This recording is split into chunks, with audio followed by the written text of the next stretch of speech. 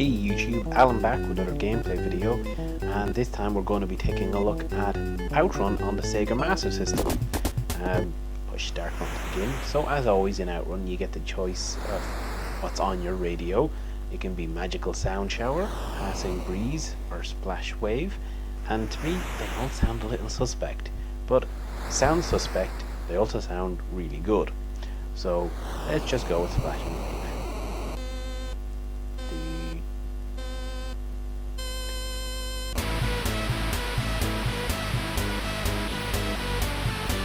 Splashing wave in that background of this track. Anyway, so the controls of Outrun, obviously D-pad to steer, left and right, but Outrun also has gear shifts, so up and down shifts between low and high gear, and that actually is quite important. And then button 1 brakes and button 2 accelerates. And this isn't one of those racing games where you can get by just holding the accelerate. You do actually have to brake, at the right times. And of course, this is an arcade game, so it's all about racing against time across the coast of America. Oh dear, and you don't want to do that.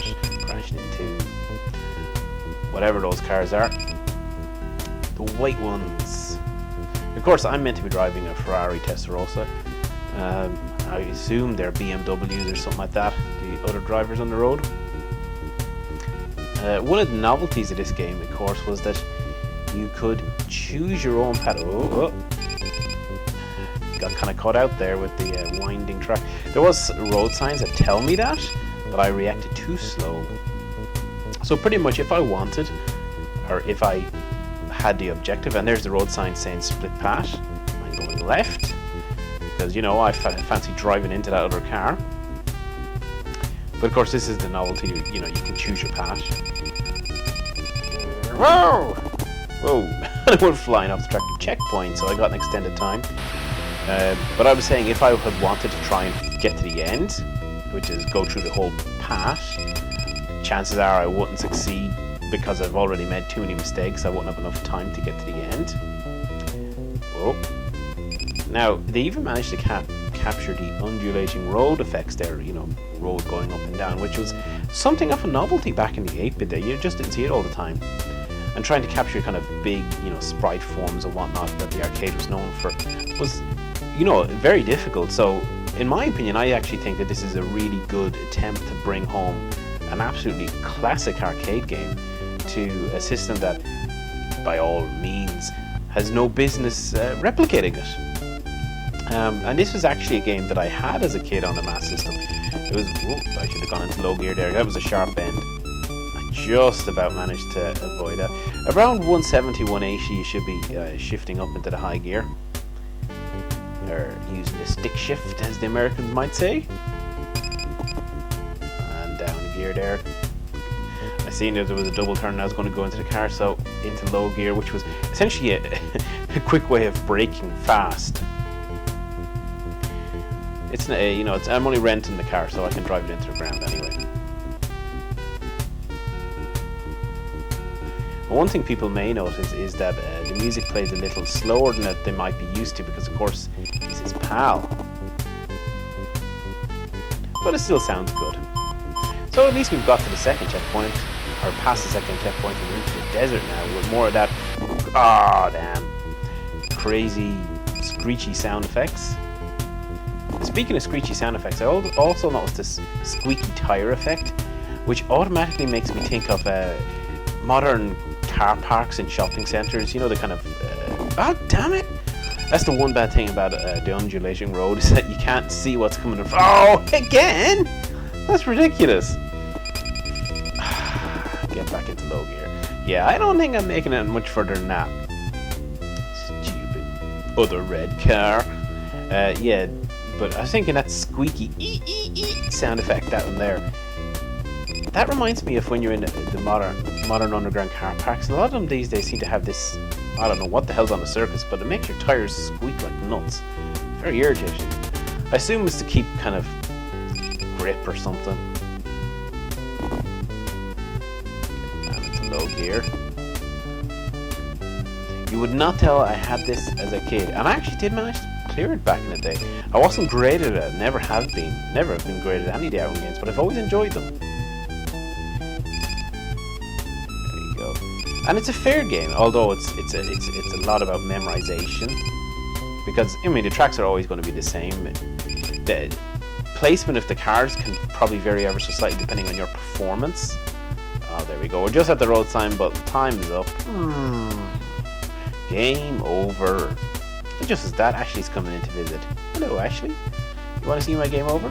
Well, look at that. I got about halfway. Actually, a bit over halfway, so that's not too bad. So what I'll probably do, because I think that was quick. Hey, top score. Woohoo. 3.9 million. Not, I mean, an okay score. Let's put an A. I'll have another little roll through it. And this time we'll try... We'll go with Passing Breeze.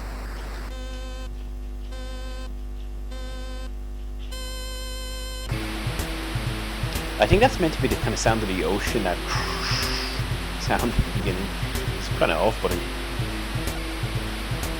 So this time we'll probably go right at the first checkpoint. I have a tendency to go left. I have no idea why, but it's just always been that way. Now I know in some versions going left is essentially the easy route and going right is the hard route. But that's not the case in all versions of Outrun, so I don't know if that's why I do it in this game or not. There we go, just managed to avoid that Volkswagen. And some of the cars like are kind of, they seem to aim for you, which was another kind of 8-bit trick of challenge. You know, you'd be driving along, and all of a sudden they'll just zoom in or home in on you. Mind you, I am kind of speeding along the coast here recklessly and whatnot. And I take it this isn't really a race. You know, it's just me with your one in the car driving along. Oh, damn Volkswagen. Oh no, and a tree. So I crashed and I'm gonna get pulled out. And oh no, I did. You only get knocked out of the car when you do a high speed, you know, crash. Actually, you might not get knocked out in the Master System version. Thinking about it, you probably don't. But we should be coming up to the check. Yeah, there we go. So I should at least make it onto the second part. You know, I'm not too sure if I've played Outrun on this channel before. I just seen it there listed, and I didn't have the inclination to check. Yeah, that was worse my first playthrough, which is ridiculous. Practice makes worse. And so I decided, yeah, I'm going to play Outrun. I enjoy Outrun. And there's nothing wrong with revisiting a game from time to time. I mean, after all, Outrun is a classic. You know, why only play them once if you're fancying another gameplay? I know I've definitely played the PlayStation 2 one, because it's one of the few games I'm actually able to beat Tony at. Ah, damn it. Yeah, this is definitely not going so well. Let's pretend that it was the hard mode that I'm on. Yeah, I don't suck at this game. Yeah, actually, she's agreeing with me. Bark, bark. And I'm in low gear because of the winding path. But you also have to, you know, you have to go as fast as you can to get to the checkpoint. Oh, not that red car again! What the frick, did you follow me here from the desert? Yeah, he got past you. And then I drive into the Volkswagen. There's only about 4 different car types. It really doesn't matter, they're just... Let's go right again. I might make this. I should make this.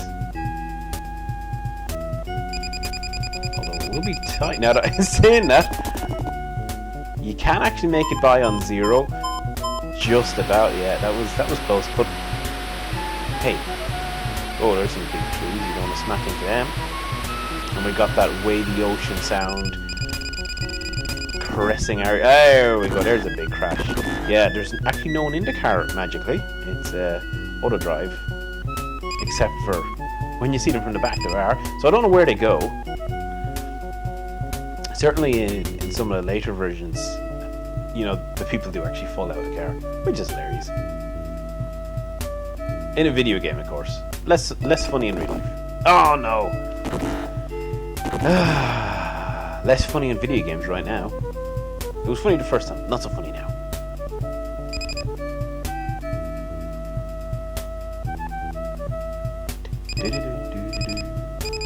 But this is very much just a chill back game. You know, you're not racing against the computer, Anton. You're just racing against time, which can be stressful. But I don't know. I guess because I never particularly give myself the objective that I'm going to complete the game, I generally don't. I just race how far I can get, and that's it. Like, I don't worry about the time. You know, if I do get to the end, great. If I don't, it was just a fun little drive. It's one of those, you know, I suppose that's why it was so successful in the arcades, just kind of easy-going games in a way. You know, kind of you pop it in for 10 minutes or so and just kill a bit of time, and here we go, we're just about done. Game over again. I didn't quite beat my top score, presumably because of that bad beginning, and crashing the car twice. But hey, at least I didn't bump into the red car quite so much. And I made about the same progress. So easier or harder? Hard to decide. But anyway, we went both, you know, kind of left route, right route. I think we'll leave it there for this look at Outrun on the Sega Master system. As I said, it's a classic for the system in my book. Definitely worth picking up. Fairly cheap too. Outrun is generally worth giving a go if you like racing games. But certainly, if you're looking for a racing game on the Master System, you know, it's definitely up there. And it's one of the kind of defining games for Sega in the 80s, so you can't go wrong with that. So, hope you enjoyed this video. Don't forget to comment, like and subscribe. That always helps the channel out.